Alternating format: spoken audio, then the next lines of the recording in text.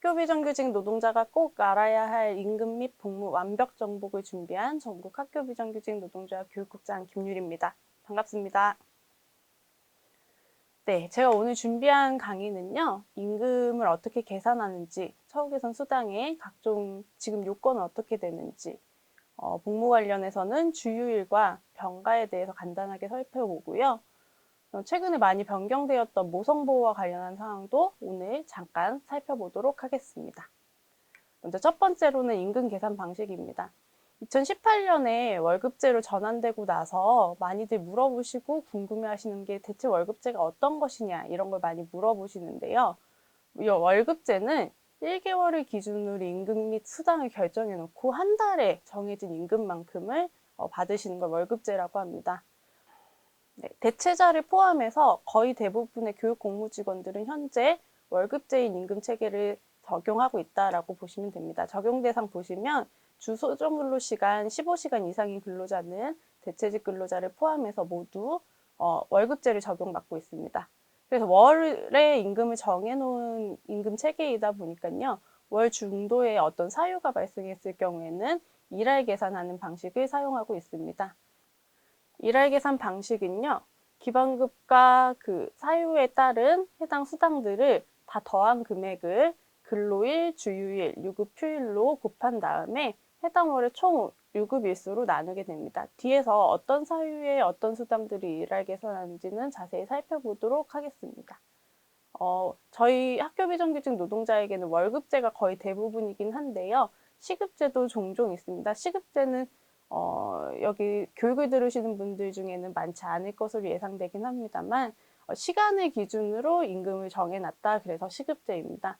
적용 대상은 주 15시간 미만 근로자에게만 적용되고 있고요. 그 외에 모든 학교 비정규직 노동자들은 월급제 임금 체계를 사용하고 있습니다. 아까 썼던 것처럼 어떤 사유가 발생했을 때 일할 계산을 하게 되는데요. 일할 계산 사유에 따라서 방학 때 일할 계산하는 각종 수당이 다르고 신분 변동, 뭐 채용이라든지 퇴사라든지 아니면 뭐 휴직이라든지 복직이라든지 그런 게 월의 중간에 있을 경우에 일할 계산하는 방식이 있고요. 원래 정해진 근무일에 근무하지 못하게 되는 경우들이 있잖아요. 대표적으로는 결근이라든지 병가라든지 무급병가라든지 이런 경우에는 임금을 어떻게 계산하는지를 자세하게 살펴보겠습니다. 먼저 방학 중 비근무자의 방학 중 일할 계산입니다.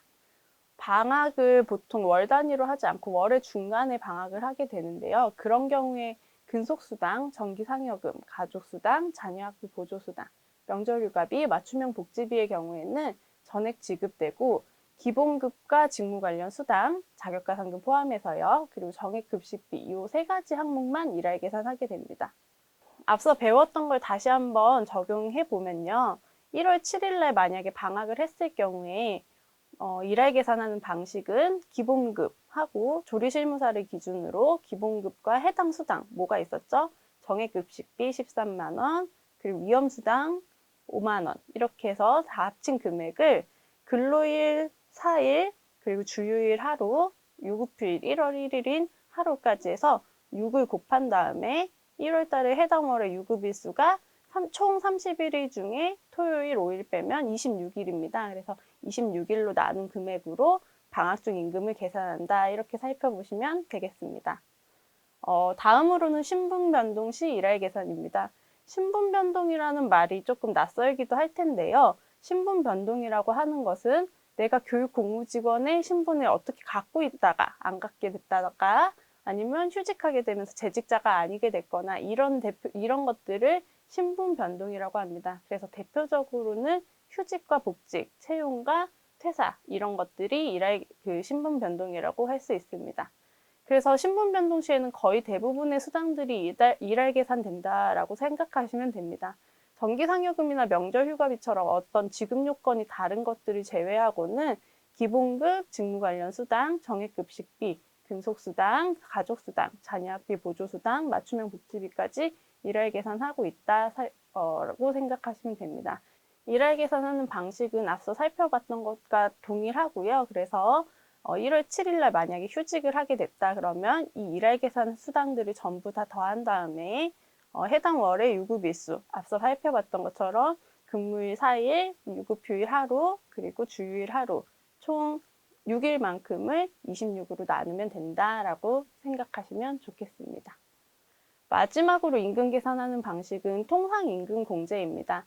결근하거나 무급병가를 사용하거나 하는 형식으로 소정 근로일, 원래 근무해야 될 근무일에 근무하지 못하게 되는 경우에 그 임금을 제외하게 되는데요. 공제하게 되는데요. 그때 임금 계산은 통상임금으로 하게 되어 있습니다. 그래서 해당 일수만큼의 1일의 통상임금만큼을 곱한 방식으로 월급에서 공제하고 있습니다. 통상임금은 대체 어떻게 계산하는 것이냐? 통상임금에 들어가는 산입되는 수당이 있습니다. 기본급, 직무 관련 수당, 아까 대표적으로 위험수당 이런 게 있죠. 정액급식비, 근속수당, 정기상여금의 1개월분이 통상임금에 들어가는 산입되는 수당입니다. 정기상여금은 주의하셔야 될 게 1, 8월 연에 2번만 받지만 그것을 1개월분으로 다시 나눠서 그 1개월분을 같이 산입하고 있다. 이게 중요하니까 한 번 더 체크해 주시면 좋겠습니다. 월의 임금 산정 시간은 8시간을 기준으로 해서 209시간으로 나눈다라고 많이들 들어보셨을 겁니다. 그래서 단시간 근로자들은 소정 근로 시간이 월 임금 산정 시간이 조금 다르긴 하지만 8시간을 기준으로는 209로 나눈다. 이렇게 해서 계산하시면 되겠습니다. 네, 이렇게 임금을 어떻게 계산하는지를 살펴봤는데요. 이제는 각종 수당들의 지급 요건을 조금 세세하게 알아보도록 하겠습니다. 제일 처음으로 봐야 될 건 급식비인데요. 급식비는 신분 변동이나 방학 중에 일할 계산된다. 이 요건을 잘 체크해 주시면 좋겠고요. 대체직 근무자도 주 15시간 이상인 경우에는 지급하고 있습니다. 그래서 이틀씩, 3일씩 8시간 기준으로 했을 때 그렇게 근무하셨다 이러면 급식비도 일할 계산해서 받으실 수 있다. 이거를 잘 알고 계셨다가 주변 동료분들한테 알려주시면 좋겠습니다. 옆에 보시면 가족수당 있습니다. 가족수당은 배우자 월 4만 원, 그 외에 부양가족들은 2만 원. 자녀에 대해서는 가산이 있죠. 그래서 첫째 아이 2만 원, 둘째 아이 6만 원, 셋째 이후부터 10만 원으로 지급되고 있습니다. 여기서 중요한 것은 신분 변동 시에는 일할 계산하지만 방학 중에는 전액 지급하고 있습니다. 그래서 방학 중에 가족수당을 일할 계산했어요. 이런 경우 종종 있는데 그런 것들 잘못된 계산이니 학교에 다시 한번 확인해 주시면 좋겠습니다. 단시간 근로자한테도 전액 지급하고 있어요. 그렇기 때문에 단시간 근로자임을 이유로 시간비를 하고 있지 않은 수당이니 단시간 근로자 선생님들도 월 4만 원, 배우자의 경우에 월 4만 원, 자녀들의 경우에 정해진 금액을 전부 받을 수 있다. 이거 다시 한번 확인해 주셨으면 좋겠습니다. 대체직 근무자들은 급식비와는 다르게 한 달 이상 계속 근무했을 때만 지급됩니다. 그래서 하루 이틀 근무하신 것을 기준으로 해는 급식비는 지급받을 수 있지만 가족수당은 지급받을 수 없다. 그래서 대체직 근로자도 한 달 이상 계약을 하시거나 했을 경우에는 지급받을 수 있는 수당이다. 이렇게 살펴보실 수 있겠습니다. 세 번째로는 자녀학비 보조수당입니다. 자녀학비 보조수당은 분기에 한 번씩 지급되고 있고요. 46만 9,080원을 기준으로 해서 실비만큼만 지급됩니다. 여기서 중요한 것은 체육특기생이나 성적우수로 인해서 장학금을 지급받는 경우에는 학비가 면제되잖아요. 그런 경우에 원래 정해져 있던 학비를 전액 지급한다. 그 학교의 학비를 지급하고 있다라고 보시면 됩니다. 그래서 이거 학비 안 나왔으니까 입학금 면제됐으니까 자녀학비 보조수당 못 받는 거 아니야? 라고 하지 마시고 한 번 더 체크해 주셨다가 자녀학비 보조수당 챙겨서 꼭 받으셨으면 좋겠습니다. 신분 변동 시에는 일할 계산되지만 방학 중에는 전액 지급하고 있습니다. 단시간 근로자에게도 시간비를 해서 금액을 감액하지 않고 있고요. 대체직 근로자도 한 달 이상 계속 근무하는 경우에는 그만큼을 일할 계산해서 지급하고 있습니다. 네 번째로 보아야 될 것은 맞춤형 복지비입니다. 연 700포인트로 되어 있는데요. 그게 1포인트에 1,000원이기 때문에 700포인트면 70만 원어치라고 생각하시면 됩니다. 신분 변동 시에 일할 계산되지만 방학 중 근무자와 단시간 근무자에게도 전액 지급되고 있는 수당입니다. 대체직 근무자도 그 근무 기간 내에 한 달 이상 계속 근무하고 그 근무 기간 내에 사용하신 영수증이 있는 경우에 청구 가능하다는 거 알고 계시면 좋겠습니다. 이 지급 요건이 조금 더 어려운 수당 몇 개만 남았는데요. 계속해서 살펴보도록 하겠습니다. 먼저 근속수당입니다. 근속수당 관련해서는 이거 제대로 받고 있는 게 맞나? 한 번쯤은 고민해 보신 적 있으실 텐데요. 간략하게 한번 알아보도록 하겠습니다. 근속수당은요, 지급 대상에 해당하고 1개월 이상 계속 근로하는 근로자 중 근속연수가 1년 이상인 자를 지급하고 있습니다. 조금 어렵긴 한데 전임 경력을 포함해서 1년 이상 근무를 한 근무 경력이 있는 사람들에 대해서 지급한다라고 보시면 됩니다. 여기서 중요한 건 경력 산정일인데요. 1년에 2번만 확인하고 있다. 이거를 꼭 알고 계시면 좋겠습니다. 그래서 1월 1일을 기준으로 해서 경력을 산정하시는 선생님들 같은 경우에는 다음번에 근속수당을 제대로 받고 있나 확인하는 날이 7월 1일입니다. 그래서 1월 1일에 1년 6개월이 있었고 7월 1일에 2년이 딱 됐다. 그러면 7월 1일을 기준으로 해서 근속수당이 계속 올라가겠죠. 그런 분들이 옛날에 찾았던 전임 경력이 있으신 경우에는 7월 1일에 다시 그 2년치를 받으신 이후에 그 이후 년도 1월 1일을 기준으로 전임 경력까지 포함해서 경력을 다시 산정하고 있다. 이렇게 생각하시면 되겠습니다. 마찬가지로 3월 1일인 경우에는 9월 1일을 다음번에 경력 산정일이 맞는지를 확인하는 날짜다. 이렇게 생각하시면 되겠습니다. 그래서 경력 산정은 1년에 딱 2번 하고 있다. 이렇게 이해하시면 됩니다.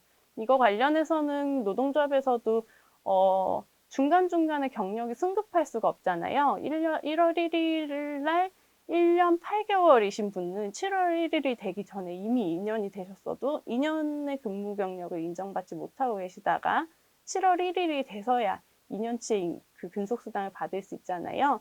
이런 불합리함을 좀 고치기 위해서 노동조합에서는 계속적으로 협의를 진행하고 있다. 이것도 추가적으로 알고 계시면 좋겠습니다.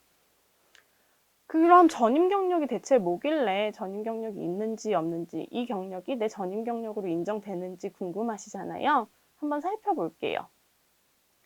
전임 경력에 관련해서는 직종과 관계없이 경기도 교육감 및 타시도 교육감 소속 공립유치원, 공사립 초, 중, 고 특수학교, 교육행정기관에서 주 소정근로시간 15시간 이상으로 교육공무직원으로 근무한 경력을 전임 경력으로 인정하고 있습니다.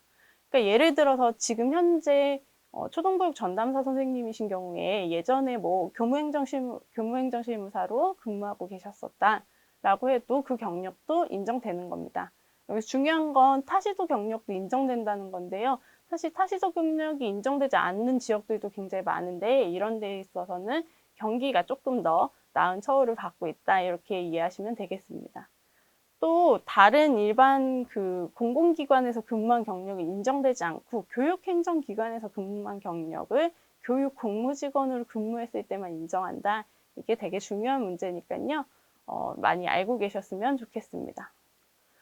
근데 조금 바뀐 게 있어요. 2018년 9월 1일 이후에 처우개선 수당 지급 대상으로 바뀌신 분들, 뭐 대표적으로는 초등교육 전담사 선생님들이 주 15시간 미만 근무하셔서 계속 처우개선 수당을 받지 못하고 계셨다가 2018년 9월 1일 이후에 근로시간 2019년 1월 1일이죠. 2019년 1월 1일에 근무시간이 일부 확대되면서 처우개선 수당을 지급받으실 수 있게 되었는데요.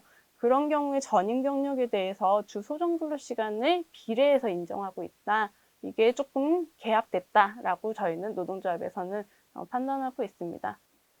이게 무슨 말이냐면 옛날에는 1년을 근무한 경력이 그 시간이 어떻게 되든 상관없이 1년으로 인정받았던 것을 지금은 전임 경력에서 시간만큼을 비례해서 4시간을 근무했으면 1년을 일했을 경우 6개월만 인정해 준다는 얘기입니다. 근데 또 그렇게 한 다음에 근속수당은 시간에 대해서 비례해서 지급받고 있잖아요. 그럼 4시간 근무하시는 분들에는 4시간만큼의 수당도 비례해서 받고 전임 경력도 비례해서 인정하고 있는 이중 비례하고 있는 상황입니다. 이거를 좀 개선하기 위해서 교육청과 계속적으로 협의하고 있다는 거 알고 계셨으면 좋겠습니다. 근속기간 오래되신 분들 중에는 2004년 이전에도 근무하셨던 분들이 있어요. 근데 그런 분들의 방학 중에 근로계약이 그때 당시에는 방학 때 근무하지 않고 1급제의 근로계약을 체결했었습니다. 그래서 방학 때 근무 기간을 인정하냐 안 하냐가 계속적으로 문제가 되고 있는데요. 경기도교육청의 지침으로는 2004년 이전에 방학 기간을 포함하지 않는 근로계약을 체결한 경우에는 방학 기간을 제외하고 있습니다. 왜 2004년이냐? 그럼 2004년 7월 달을 기준으로 해서 연봉제로 임금 체계가 바뀌면서 그 이후부터는 1년 단위로 근무 소득을 인정하고 있지만 2004년 이전의 1급제 경력에 대해서는 그런 문제가 있어서 어떤 사람은 방학 때 기간에 대해서 근속을 인정받고 어떤 사람은 방학 때 근속에 대해서 인정받지 못하는 그런 형평의 문제도 발생하고 있습니다. 이런 것들은 좀 참고 삼아 알아주셨으면 좋겠습니다. 마지막으로 살펴봐야 될 것은 명절휴가비와 정기상여금입니다. 이 두 가지가 비슷한 지급 요건을 갖고 있으면서도 조금씩 달라요. 그래서 많이들 헷갈려 하시는데요. 이번 기회에 잘 살펴보도록 하겠습니다. 먼저 명절휴가비는요. 지급 대상에 해당하고 명절일을 기준으로 1개월 이상 계속 근로한 재직자를 지급하고 있습니다. 명절일이라는 게 정기상여금이랑은 다른데요. 정기상여금 같이 볼까요? 정기상여금에서는 지급일을 기준으로 해서 3개월 이상 계속 근로한 재직자로 지급 대상을 보고 있습니다. 이게 뭐가 차이가 나냐? 명절휴가비 같은 경우에는 명절 당일, 그러니까 뭐 설날이면 설날, 추석이면 추석 그 당일을 기준점으로 삼고 있지만 정기상여금은 지급일 자체가 8월 임금 지급일, 1월 임금 지급일 이때를 기준으로 하고 있잖아요. 근데 8월 달 같은 경우에는 8월 15일이 공휴일로 지정되어 있기 때문에 광복절 공휴일이기 때문에 사실은 17일이 일요일이고 16일이 토요일이고 15일이 금요일인 경우에 그러면 17일을 기준으로 해서 제일 가까운 전에 있는 평일을 임금 지급일로 하지 않습니까? 그렇다면 8월 14일 날도 지급일이 될 수 있는 거죠. 근데 그렇게 기준일이 빨라지면 어떤 사람한테는 유리하기도 할 테고 어떤 사람한테는 불리할 수도 있기 때문에 지급일을 기준으로 하고 있다. 이게 명절휴가비와 차이점이다. 이렇게 보시면 되겠습니다. 그리고 또 중요한 것은요. 명절휴가비는 업무상 재해로 인해 휴업 중인 자에 대해서는 지급하고 있지만 정기상여금은 재직자에게 한정하고 있다. 이런 것도 좀 차이라고 보시면 좋겠습니다. 재직자라고 하는 건 지급일 기준에 휴직자를 제외한 근무하고 있는 사람들이 재직자라고 하는데요. 여기서 중요한 것은 휴가나 병가나 출산휴가 같이 휴가를 사용하고 있는 사람들은 현재는 재직자이다. 이거에 대해서 이해하고 계셨으면 좋겠습니다. 계속 근로라는 게 대체 뭐냐? 계속 근로하고 있는 사람이라는 건 학교에 계속 있으면 되는 거 아니냐라고 생각하실 수 있는데요. 휴직 기간이라든지 정직 기간이 그 사이에 포함되어 있는 경우들이 있어요. 지금 당장은 재직 중이지만 1개월 이내에 내가 복직한 지 한 10일밖에 되지 않았다라고 하면 1개월 이내에 휴직이 있는 거잖아요. 그런 경우에는 계속 근로한 것으로 보지 않고 있습니다. 볼게요. 명절일 이전, 정기상여금 지급일 기준 3개월 이내, 명절휴가비는 1개월 이내에 휴직 기간 등이 포함된 경우에 대해서는 계속 근무한 것으로 보지 않고 있다. 앞서 설명드렸던 예시와 잘 매칭이 되시죠? 근데 여기서 명절휴가비 같은 경우에 중요한 것은 육아휴직자가 복직을 했는데 육아휴직으로 복직한 시기가 명절을 기준으로 한 열흘밖에 되지 않는다. 아니면 한 5일 전에 복직했다. 이런 경우에는 1개월 미만 근무하더라도 명절휴가비에 대해서 예외적으로 지급하고 있다. 이거를 꼭 알고 계셨으면 좋겠습니다. 지급액은 명절휴가비는 각각 50만 원, 정기상여금은 각각 45만 원씩 지급받고 있고요. 지급 방법은 지급 기준을 충족하면 전액 지급하고 그 사이에 뭐 8월 말일자로 퇴사한다든지 이런 경우에도 일할 계산하지 않고 있습니다. 이런 것들은 꼭 알고 계셨으면 좋겠습니다. 이상으로 각종 수당들의 지급 요건들과 임금 계산하는 방식을 알아봤는데요. 다음으로 알아볼 것은 우리 복무와 관련해서 유급휴일이 어떤 것이 있는지 그리고 병가는 어떻게 사용하는지 간단하게 살펴보도록 하겠습니다.